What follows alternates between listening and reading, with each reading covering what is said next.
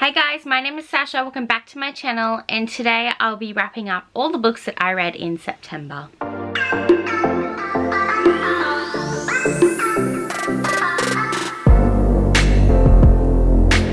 I know I said all the books, but I'm only going to be wrapping up the books that I read before Contemporary-thon. If you want to know what I read for Contemporary-thon, I will link up above and down below my Contemporary-thon wrap up.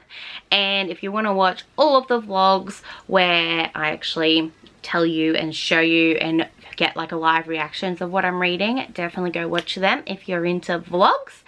But without further ado, let's get into it. So with including Contemporary-thon, I read 11 books for this month, which I think is really good. I only read 6 books outside of Contemporary-thon, so I'm only going to talk about those books today. I think I enjoyed the books that I read this month. Not a lot of 5 stars, so I think I read 3 5-star books, 3 4-star books, 3 3-star books, and like 1 3.5-star book. I enjoyed September. I enjoyed my Contemporary-thon reading journey, but if you want to watch all that, go watch that. This is about September before Contemporary-thon. So I thought I was doing really well before Contemporary-thon, but I guess I just wasn't reading as much as I wanted to. I didn't get to all the books in my September TBR, but I got to some. But let's just get into it. So the first book I actually read at the start of September was for the 24-hour Smartathon. That was Fixer Up by Tessa Bailey. I really enjoyed this book. I did give it 5 out of 5 stars. I liked the main character. Can't remember her name right now though, but she's the youngest sibling out of 3, I believe, and so growing up as the youngest, she was always put aside, and she's always like, they always thought of her like as a joke, because she always tried to make jokes to try and get people to notice her, and so she was like the family clown. And growing up, she kind of made that into a business, and so now she's like a proper entertainment for parties. And I really enjoyed that aspect of the book, the way that she was trying to actually get a business going and like hiring more people in so she could like just step outside of her comfort zone. I really liked that. I really did like the romance in this book. So this is fake dating. Loved it a lot. I guess I should tell you what the book is about. So the book is about this one girl, this one guy, and they fall in love. No. The guy, he had an injury, and he was a baseball player, but he had an injury, so he's not really a baseball player anymore, and he's become like a drunk slob sort of thing. And he is actually the main character's brother's best friend. So you've got like a brother's best friend falling in love with his sister trope. I love that. I love that trope a lot, I realized. Fake dating, and it's sexy, and it's so good, and I really enjoyed it, and I'm really excited for the sequel to this. Focuses on another couple in the story that I was probably more invested in than the actual main character, but I'm keen. I am super keen for it. The next book I read in September was The Raven Boys by Maggie Stiefvater. I actually was listening to this back, what was before August? July, but I didn't get to finish it before July finished, and so I finished it in September, and I only gave it 3 out of 5 stars. I have a love-hate relationship with this book. I have tried to pick it up so many times. Like, I got it back in 2016 and I could never get past like page 50, but then I saw it was on Scribd, so I picked up the audiobook, and it was definitely better. It was an improvement. The narrator's a bit, but I won't blame him for his voice. He can't help his voice. I know in this series you have a male-male relationship. I just cannot figure out for the life of me who it is right now. So the main character is Blue. She is a non-psychic in a family of psychics, but then she has this like curse where if she kisses her true love, he will die.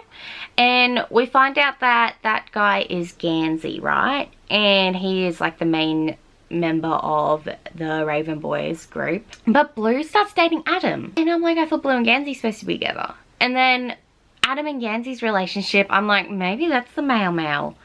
But then, like, because those two, like, have so much chemistry. Like, I am a big fan for Adam Gansey. Like, I don't know if that's is that a word? I don't know. But I only gave it 3 out of 5 stars because I wasn't that invested, and I think I just had, like I said, a love-hate relationship. Not sure if I'm going to pick up the next book, see how we go. The next book I read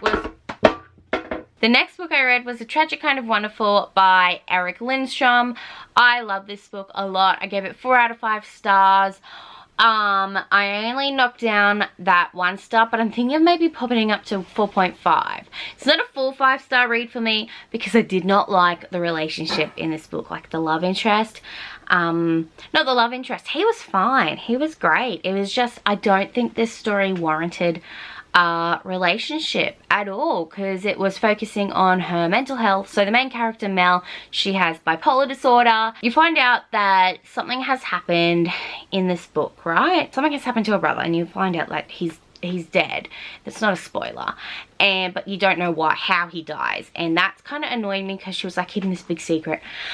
Anyway, I'm talking about that right now. So at the start of this book, you find out that Mel has now been estranged from her friend group that she had at the start of high school, and now she's with a different friend group, and she's just got different friendship groups. And I liked that because I did not have the one friendship group in high school. I went through a couple, and I liked how this book showed that you don't have to stick with one group. It's just a fact of life that you're not going to be friends with everyone. I liked how this talked about the different ways that bipolar disorder could affect you. I do not have bipolar disorder, so I cannot tell you if the representation is good, but I have asked a friend of mine who does have bipolar disorder if she ever wants to pick the book up, and she could let me know if the representation is good or not, and talks about her manic stages and how she takes medication, and this book does not show medication in a bad light, and I love that. Medication is so good. Like, that makes me sound, but I know I need medication, and I am not right without it, and I hate how some books are like, don't take your medication. Like, medication makes you different, and it makes me weird, and I'm like, no, medication, it's like, I don't know all the things that it does, but yeah. Anyway, there is so much diversity and representation in this book. So like I said, main character has bipolar disorder.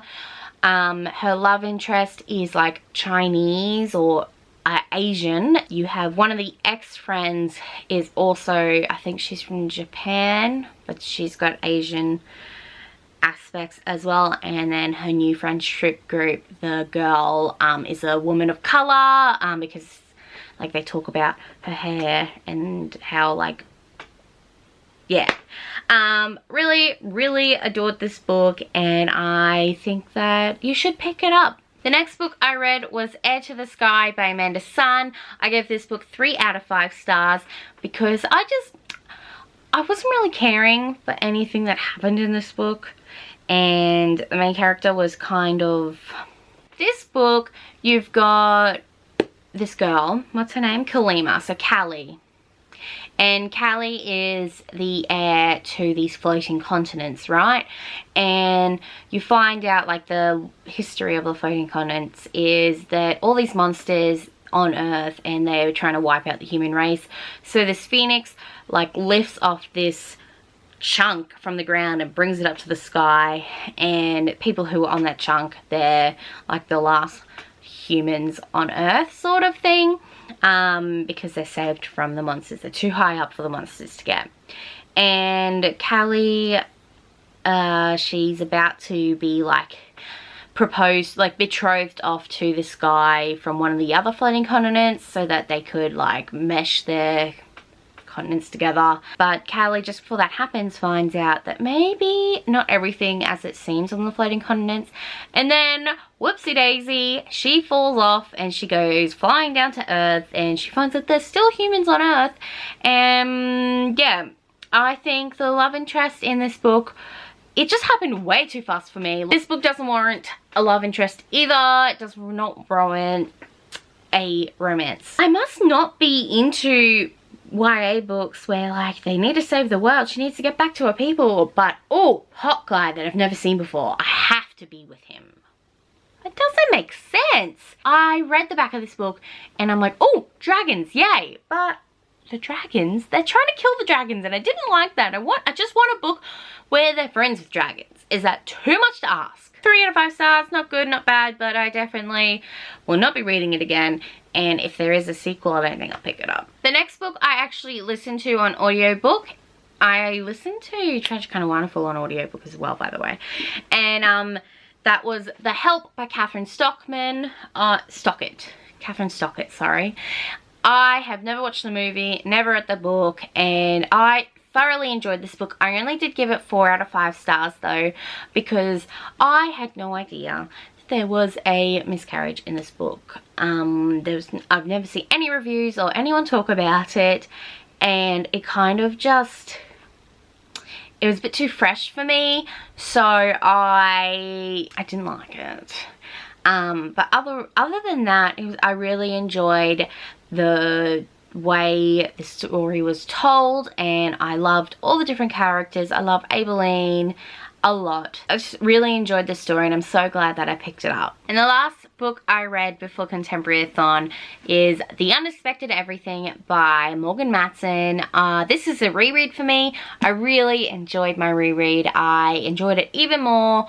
I don't know why, but I loved it. I think because the first time I read this is the first Morgan Matson book that I ever picked up. So I hadn't read any of the other stories, and now that I have read all the other stories, I noticed them all in this book, and I love that. I love just seeing all the little Easter eggs, and there's actually an Easter egg for Save the Date in this book. So Save the Date is the next book after The Unexpected Everything, and I posted that on my Instagram stories. I'm like, oh my gosh, Save the Date characters are in The Unexpected Everything, and I'm like, maybe I need to read Save the Date again to find out if there is like any Easter eggs for her next book. And then Morgan Matson actually replied and was like, no, I don't think there is. I'm like, oh my gosh. I know, I got a little bit starstruck, but I loved this story just as much as the first time. In this book, two of the friends in the friendship group have a argument and they stop talking, and it's a pretty big argument. They don't like automatically forgive each other. Morgan Matson didn't like try to wrap everything up in a pretty little bow, and I love that because you're not going to stay friends with everyone you meet. Like at the time I really needed this book, and I really enjoyed this book, and I think it's still my favorite Morgan Matson book. The dogs were so fluffy and cute, and the romance in this book is good too. I loved the romance in this book. See, I like romance my YAs, but they're gonna be done well. Like, you know, you're going to expect a romance in this summer contemporary. Like, you're gonna have a summer romance. But it was done well, and I really enjoyed it, and I just had a lot of fun reading it. And I'm pretty sure like I read this in a day because I was trying to finish it before Contemporary-a-thon. So those are all the books that I read in September. Let me know what you read in September down below. Don't forget, if you want to see what I read for Contemporary-a-thon, I will link it down below so you can watch that. I had a really good reading month this month. October is going to be a different sort of month because I do have uni exams at the end of October. So I haven't done a proper TBR because I'm just trying to study and trying to pass uni. But September wrap up. Okay, what happened in September? Not a lot happened in September. I was pretty sick with just the bug that was going around, so I didn't really get much done. I just want to say hello and thank you for all my new subscribers, because I actually gained 20 subscribers in September, which is crazy. Very crazy, but for me. But I just want to thank you all so much, and hello and welcome, and yeah, thank you for subscribing, and yeah, that's basically September wrapped up for me. But if you like this video, give it a thumbs up and subscribe if you want to see more. If you want to be my friend, you can add me on Goodreads, Instagram and Twitter. They're all at SashReads, and I will see you next time. Bye!